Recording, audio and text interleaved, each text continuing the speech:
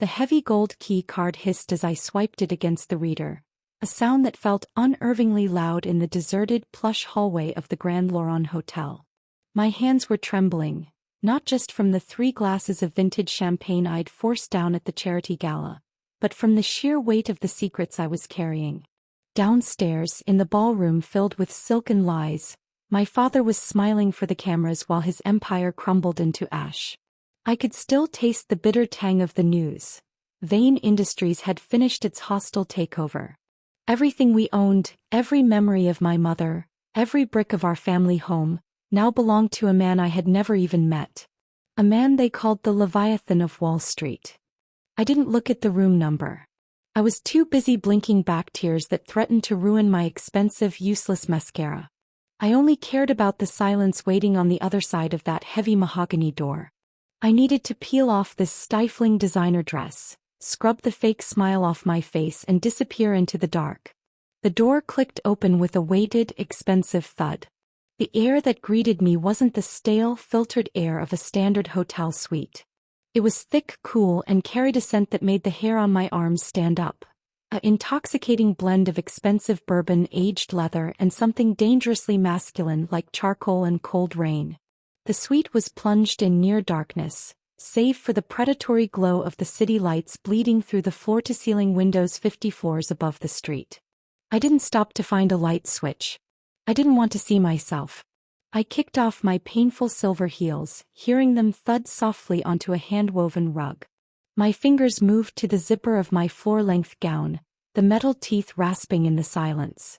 The silk pooled at my feet like a shed skin, leaving me in nothing but a thin lace slip that felt far too fragile for the coldness of the room. I moved toward the massive king-sized bed, its silhouette rising like a dark island in the center of the room. Every muscle in my body ached with a fatigue that went deeper than bone.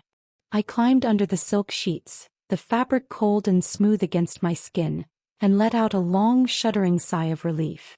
For a fleeting second I thought I was safe. I thought I could sleep through the end of the world. That thought died the moment I felt the bed shift. My heart stopped. The air in the room seemed to vanish.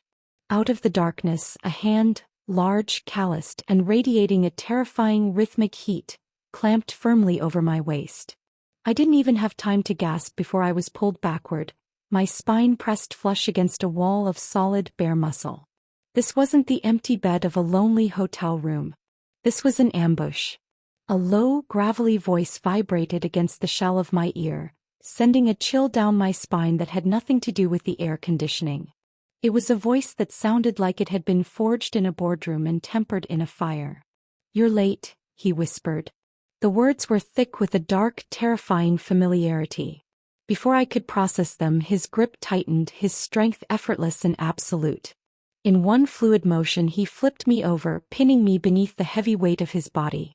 My hands came up instinctively to push at his chest, but it was like trying to move a mountain of granite. The moonlight shifted as a cloud passed, silver light spilling across the bed, and finally I saw him. My breath hitched, caught in a throat that had gone completely dry. The man holding me captive, his eyes like jagged shards of flint, was Silas Vane. The man who had just dismantled my father's life. The man who owned the very air I was breathing.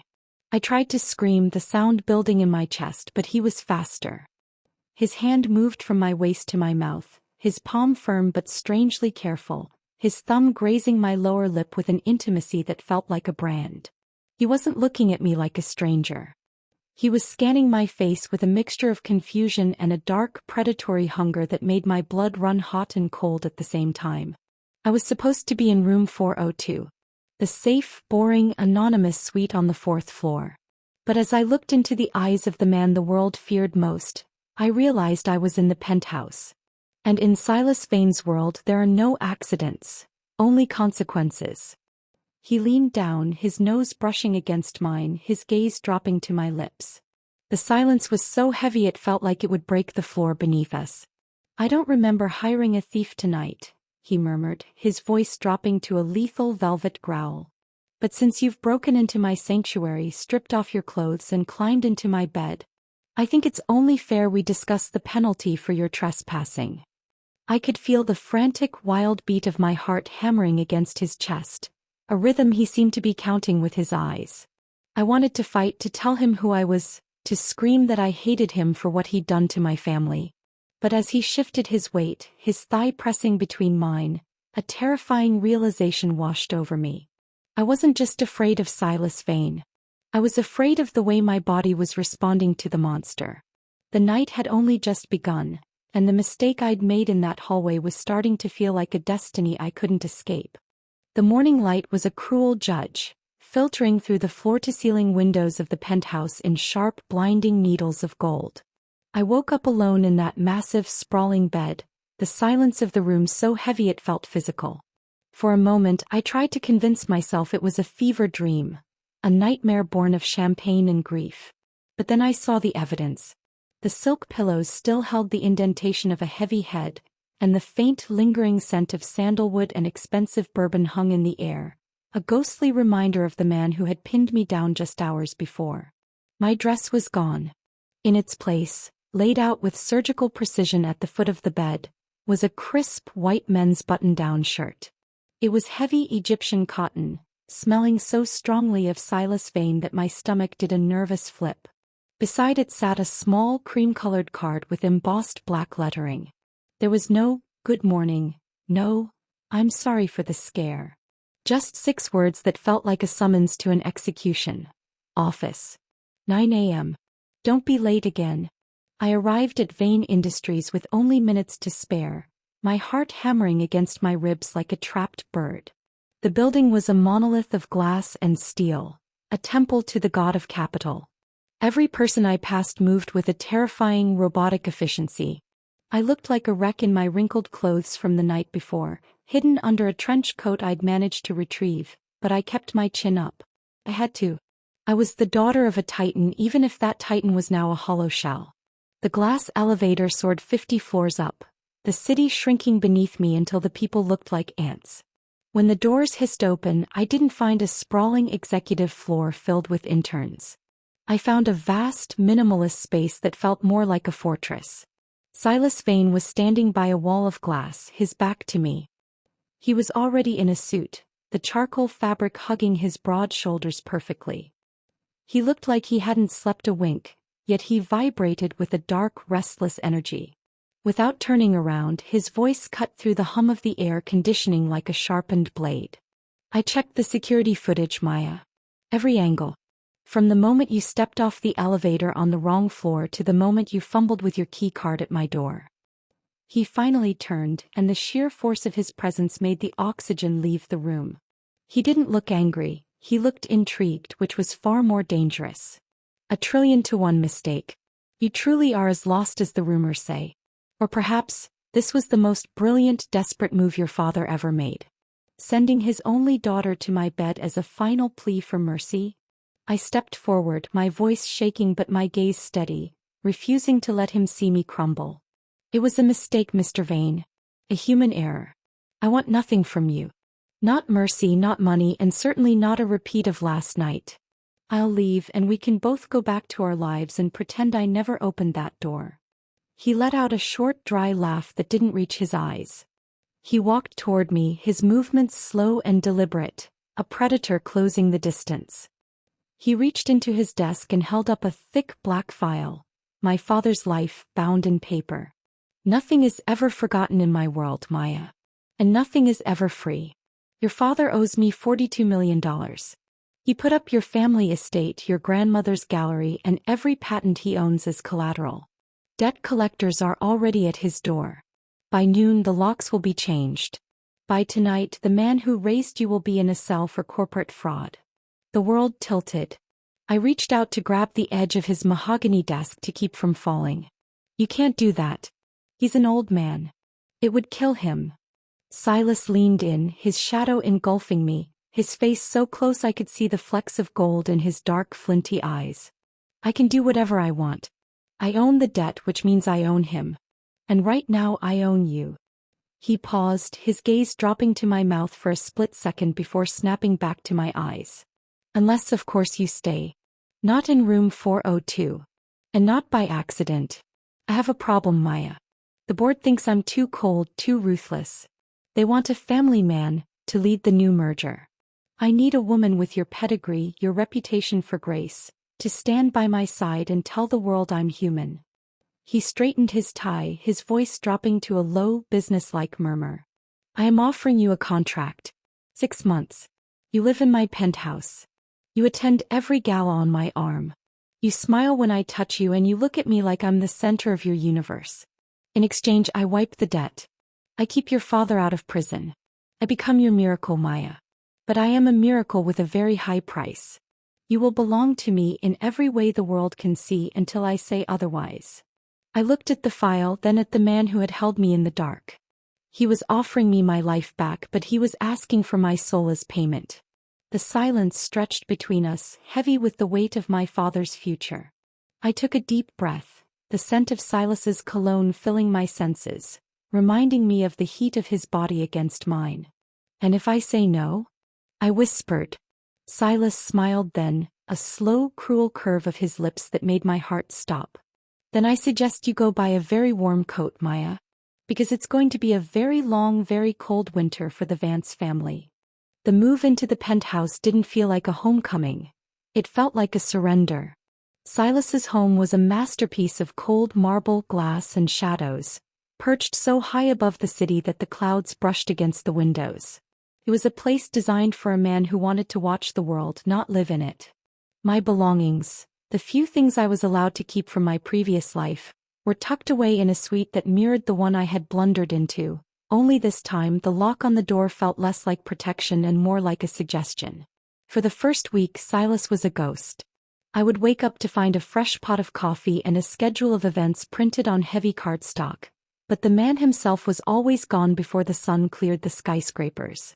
He operated on a level of intensity that was exhausting just to witness. But the nights were different. At precisely 7 o'clock the elevator would chime, and the air in the penthouse would change.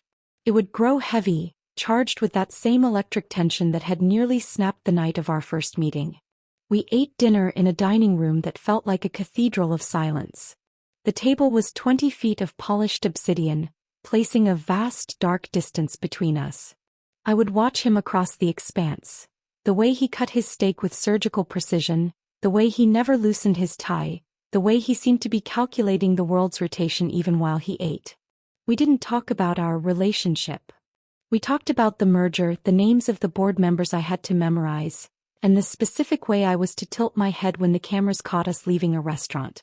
"You're too stiff, Maya," he said one evening, dropping his linen napkin onto the table. It was the first time he'd spoken in 20 minutes. I looked up, my fork hovering in midair. "I'm doing exactly what the contract requires, Silas. I'm present. I'm composed." He stood up, walking the length of the table with a slow, predatory grace. He didn't stop until he was standing directly behind my chair. I could feel the heat radiating from him, a silent command for me to acknowledge his presence.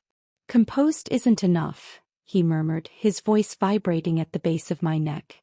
"The world knows I'm a shark. If they see you acting like a victim, they'll know the blood is in the water. They need to believe you want to be here. They need to believe you see something in me that they don't." He leaned down, his hands gripping the back of my chair, his face inches from mine. "When we go to the Founders Gala tomorrow night, I'm going to touch you. I'm going to kiss you.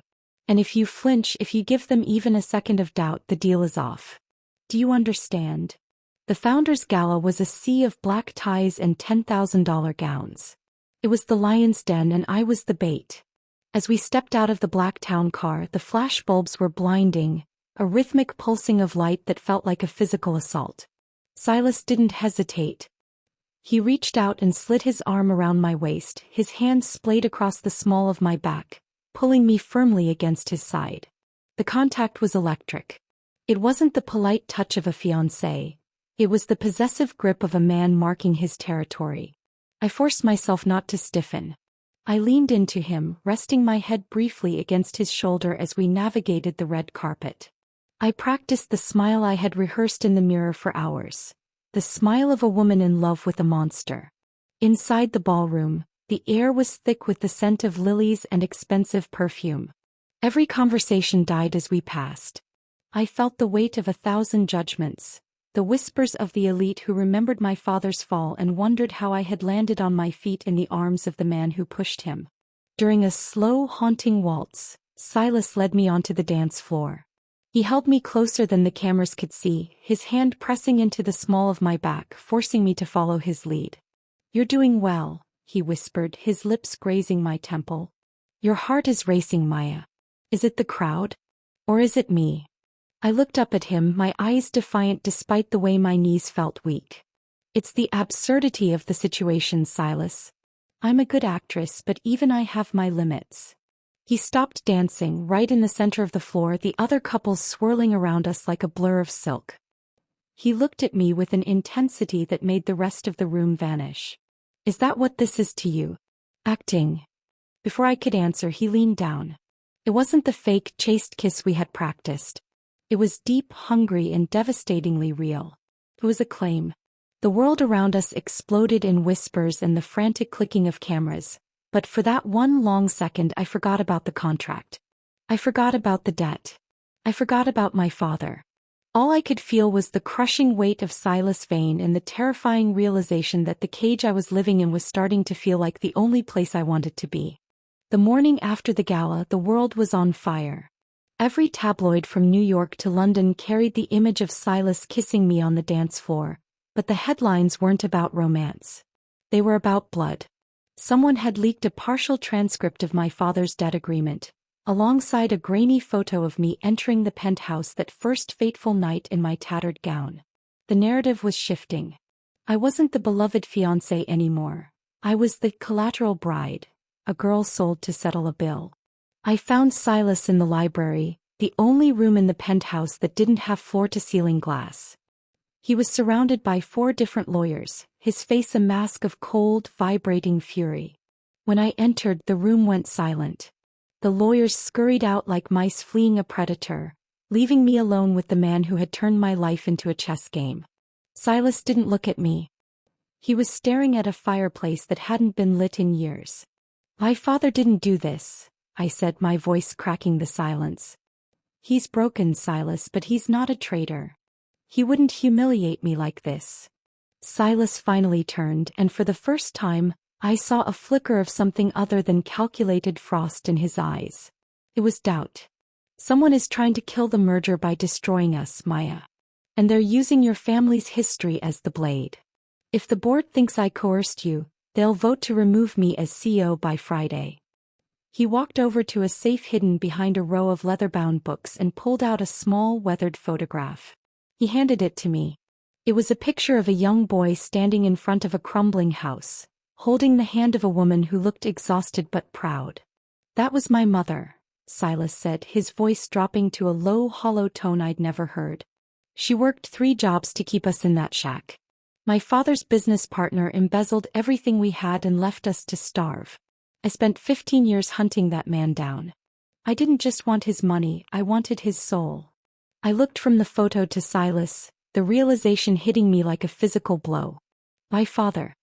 He wasn't the partner, was he? Silas shook his head, a grim smile touching his lips. "No. But your father's mentor was. Your father rose to power on the back of the man who destroyed my mother. I thought by taking Vance Global I was finally finishing the war. I thought you were just another piece of the spoils."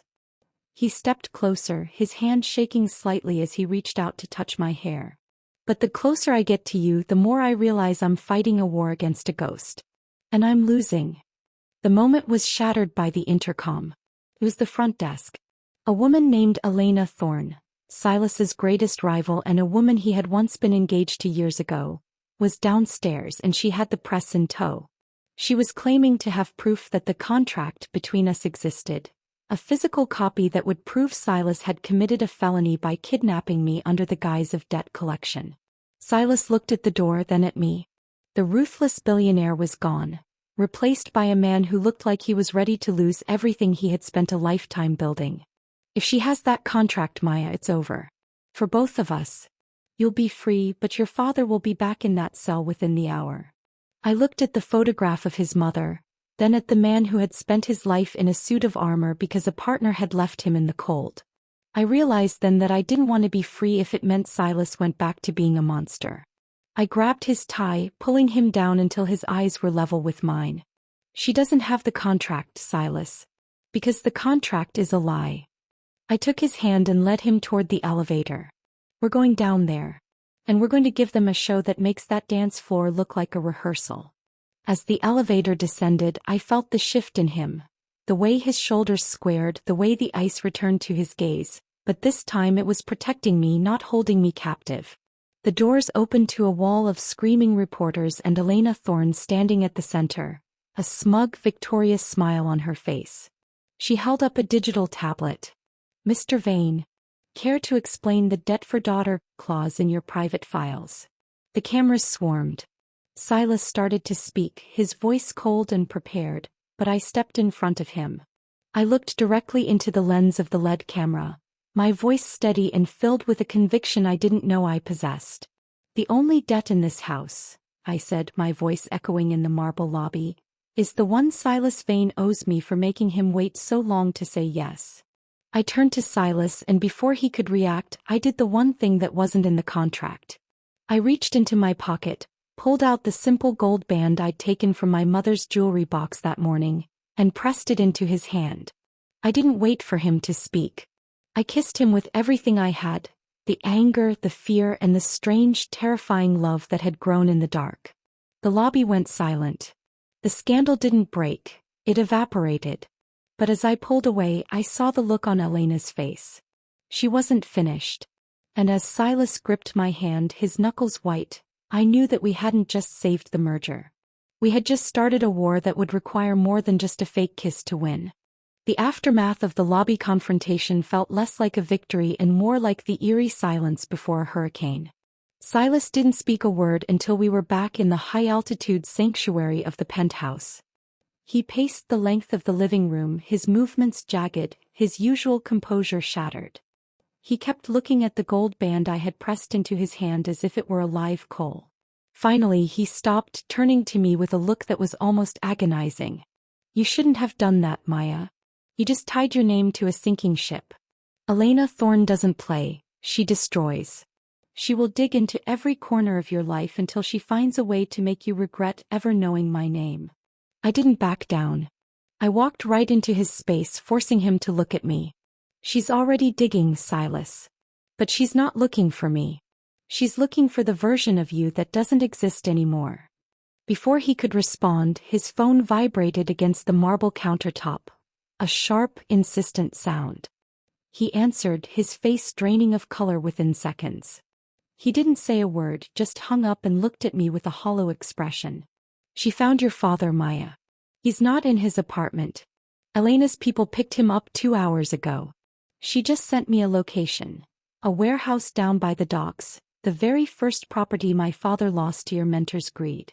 The trap was so obvious it was blinding. Elena wasn't just trying to win a merger. She was trying to force Silas back into the role of the villain. If he went there and used force to save my father, he'd be arrested.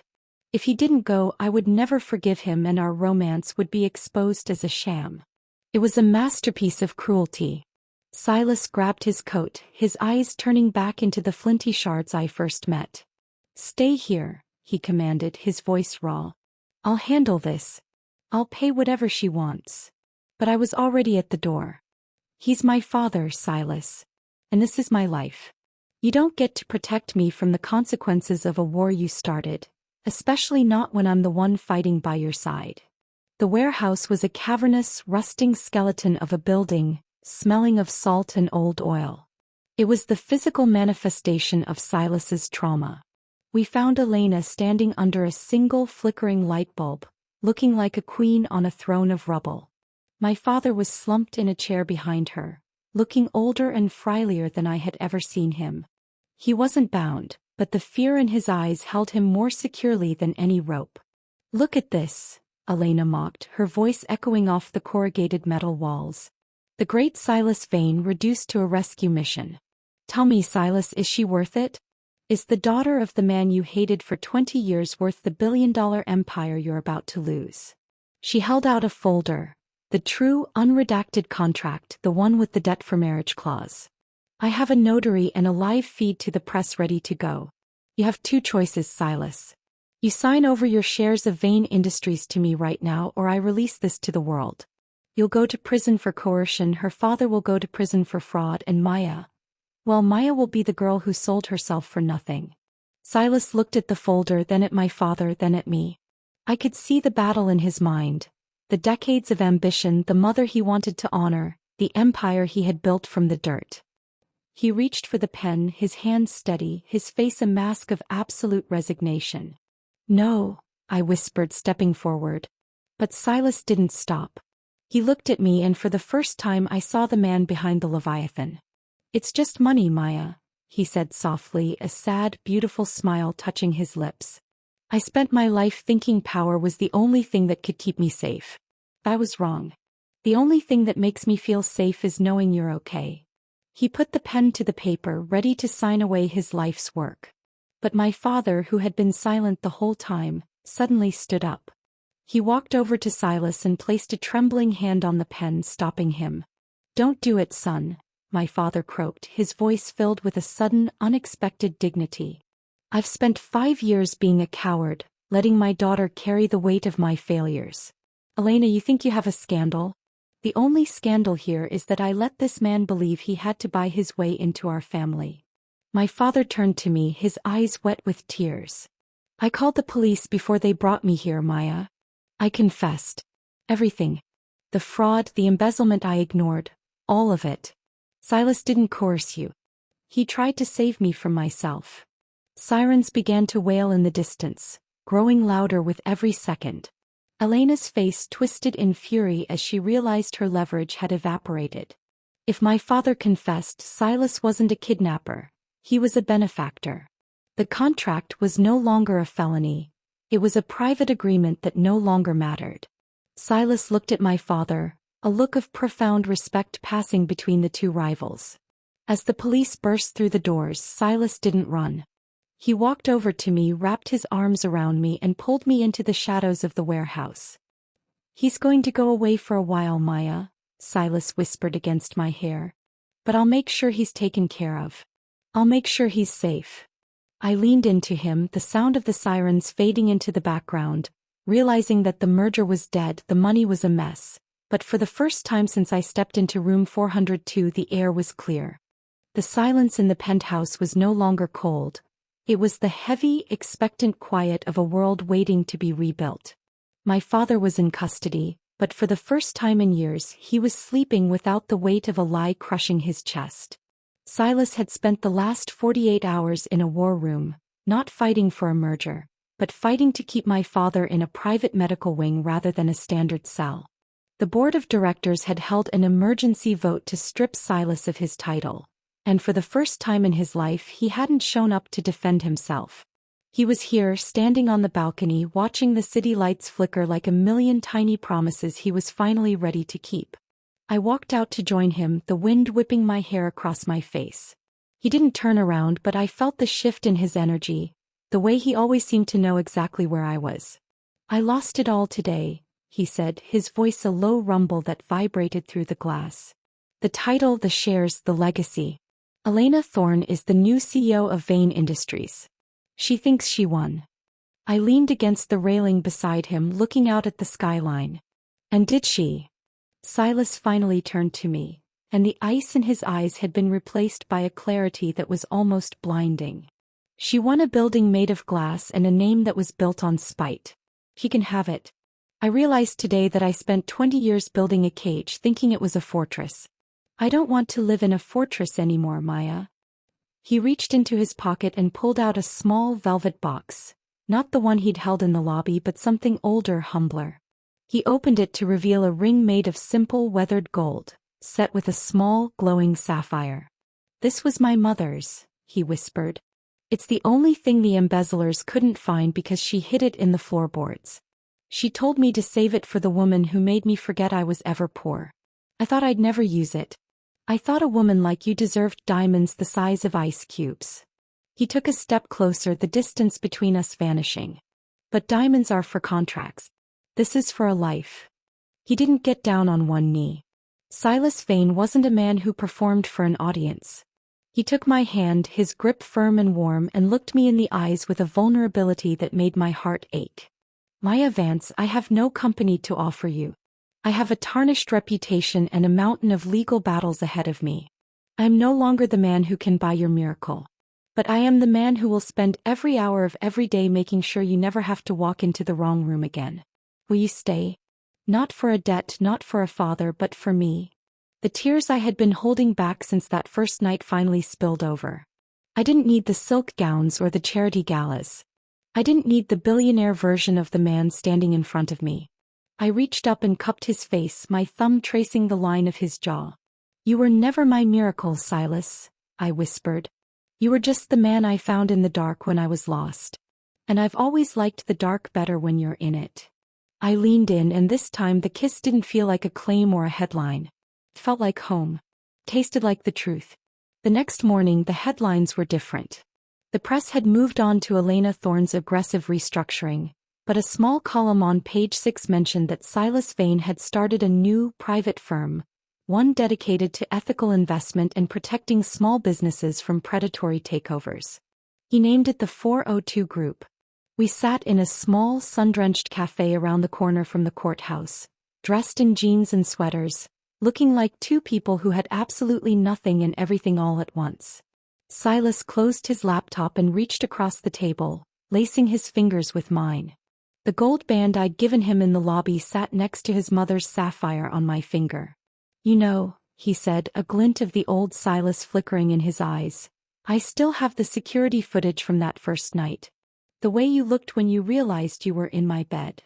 I laughed, feeling a warmth spread through my chest that had nothing to do with the coffee. "You better have deleted that, Silas Vane."